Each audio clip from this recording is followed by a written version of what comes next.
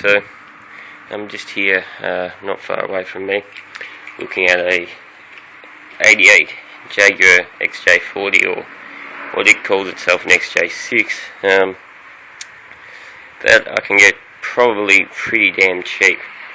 The interior doesn't look too bad. The stitching is a bit broken on that seat. That one's a little bit puckered, but apart from that, the interior looks pretty good. Apparently it's been mechanically cared for. I haven't actually got in contact with the owners because it's part of a deceased estate, but I've been told that it'd be a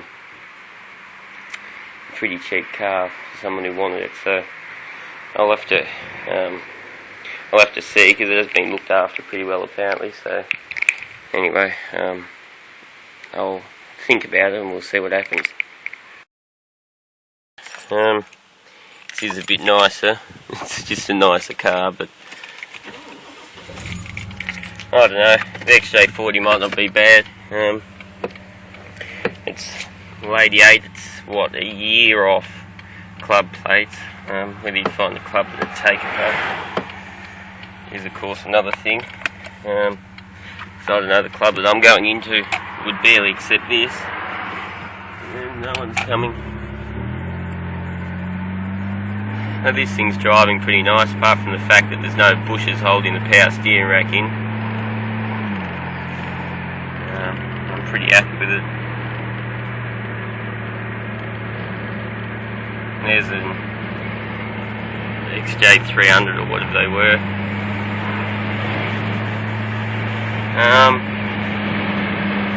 But this thing for an $800 car isn't a bad car, I tell you. $800 wouldn't buy you much more, that's for sure. It's just mechanically, it's flawless so far. It needs new hoses and it needs the bushes replaced on the power steering rack, and once I've done that, everything else is pretty damn good. The brakes need doing, or they need attending to. I think it's just got a leak around the master cylinder, so it's probably letting some air in somewhere around there, and that's probably not helping the system, but they work. They're just a bit, but I suppose you have to remember they're like truck brakes. It's just because it's a, 2.5 ton car or 2.2 ton car. She drives really nicely. Really, really smooth on the road.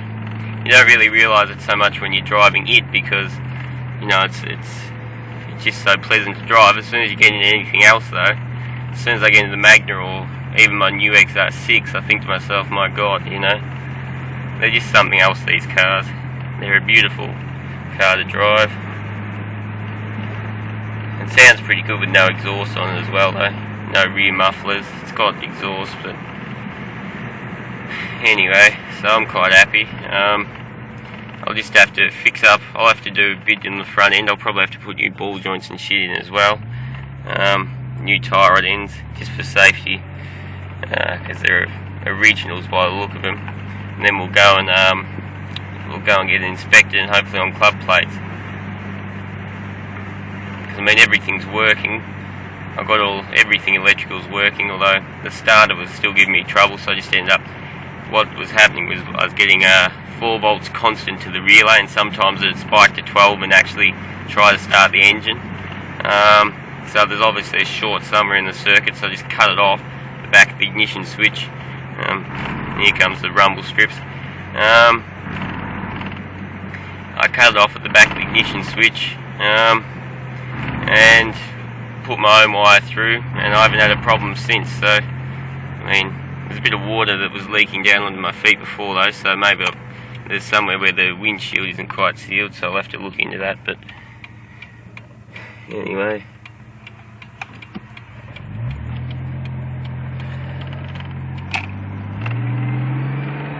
I don't like giving it shit, but it sounds bloody grouse. You gotta love the dual overhead cam. It just sounds so fucking grouse.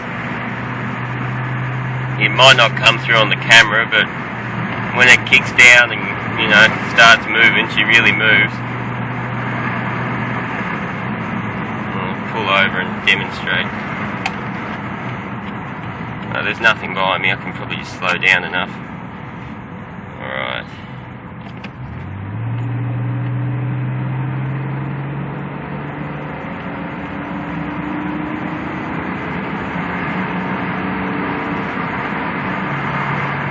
rev it past 4 grand, considering it's a 30-year-old car, but she moves. I mean, it's not the fastest thing, but it's got plenty of pull, I tell you, for how old it is.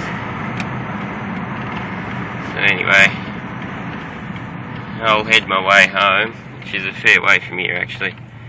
So we'll see if the old girl gets us home. But I bring it out to take it to a friend's joint to have the mufflers looked at, because he's a muffler specialist, so he's gonna see what sort of mufflers he can get me. But apart from that, I'm on my way home. I mean, I was pretty close to this place here. I was talking to a mate the other day, and he told me about the old Jaguar there, so I thought, well, while I'm here I might as well go and have a look. I don't know whether I'll buy it, but in a year it'll be club plate material. Hang on, yeah, it'll be 25 years old next year, so if we could get it on club plates for $120 a year, it'd probably be a reasonable car. Apparently it's been fastidiously looked after. It's always been serviced, always had what needs replaced. And the owners put it up on eBay, and they couldn't even get $500 on it. So he reckons if I make it $250, $300 offer just to get rid of it, they'll probably take it. So I'll give it a go. And then I won't pay any more than that though. I don't really want to pay that because insurance is coming up on the Magna, so I need to pay that too. But I suppose it's worth pouncing at, even if it's not for me, even for someone else, because I mean it'd probably be a pretty good car for someone considering the service history. But then again, it is a Jaguar, so they're never, you know, extremely reliable cars. But I'll have to drive it. I'll have to give it a test drive and see what it drives like. But anyway, I'll meet you when I get home. Alright, YouTubers, so I did just pass the cops not long ago, which was a bit of a tense couple of minutes to see if they'd turn around and follow me, but they didn't. You can see there's no plates on the car, although I do have the permit showing over there pretty obviously, so if they probably saw that as they passed and thought, well, we won't bother pulling them up, but it was pretty tense. Or either that or they're on the way to another job, but who knows. I've got a fairly steep hill to get up here. It's not quite Jaguar material. I don't know why I bother indicating, but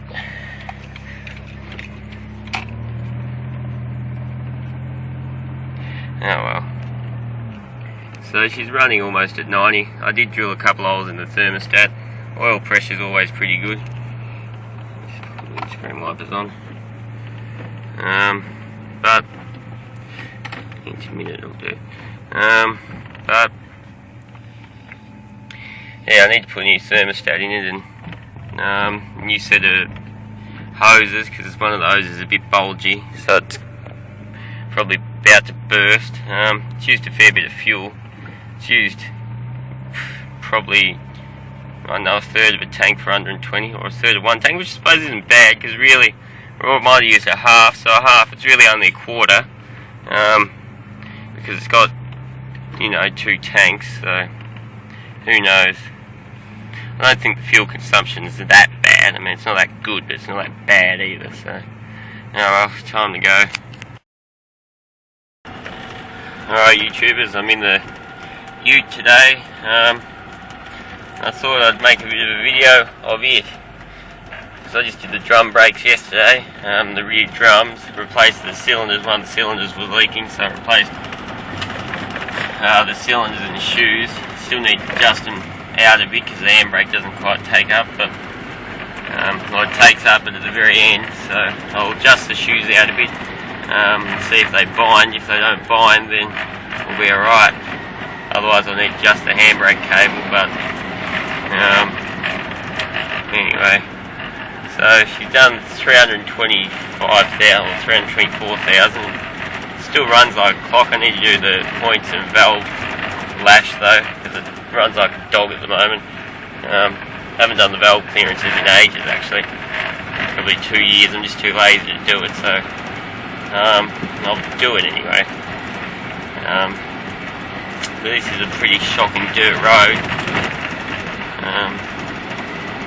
The handles is alright. Let's change down.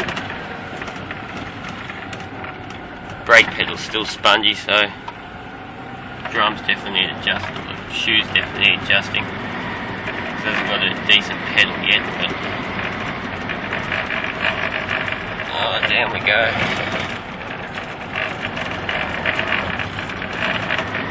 Probably can't hear any engine noise over all the freaking wind noise anyway.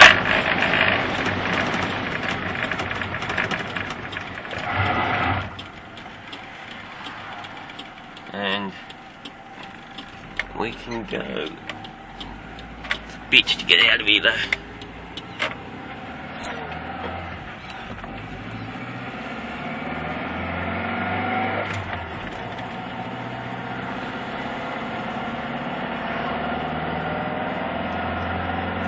On quite a steep hill here. She's 5-speed manual. I don't know if 5th is overdrive though, I don't think it is because it's pretty low. I'm in 4th now, and it's almost peaking anyway, so normally 5th by about 60.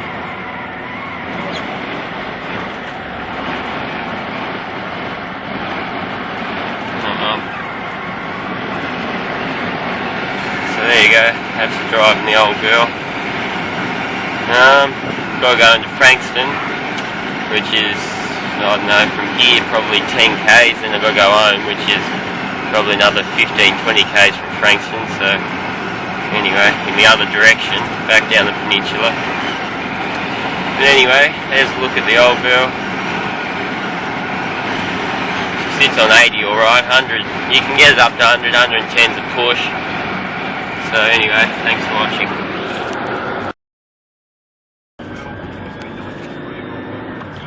Alright YouTubers, so I've got to go out in the Magna now. Suppose we better turn the radio off. So today's video is going to be a video of driving everything really, I suppose. This is probably my favourite car to drive, though passenger's door's open. Can't really reach it from over here. Got no petrol, so that's always a good sign. But yeah, there you go. She glides along nicely, she's running quite nice, apart from the fact that I've got to do the oil seal, which I've got here anyway, crankshaft seal, so we'll do that at some point. See, petrol's starting to come up, comes up when you go around corners. So anyway, yeah, I'll do that. I don't know when I'll do that seal. Maybe on the weekend. It's Anzac Day today, so it's Wednesday, so I might do it Saturday. Got to drop the engine down to do it. Whether I can be bothered doing it this weekend or whether I'll just leave it, do it one night after I get home. Because it's only a 2 or 3 hour job, or 2 hour job maximum really. But you got to drop the whole engine out. You don't really need to undo the electrics, but you need to undo the shift cables, the hydraulic stuff, that sort of stuff. Probably need to take all the alternator and everything out.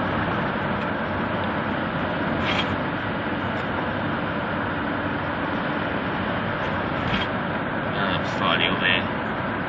It still accelerates up hills alright. Now we're going back down now. It's actually got very good acceleration, this car, for what it is. But I'm quite happy with it as a car.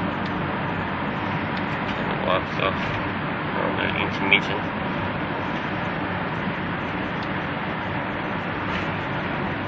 So, yeah, there we go. That's about all I've got to say about this thing, I suppose. Now I've got to drive. Where am I going now? Driving to Dandenong at the moment, so that'll be fun. So thanks for watching.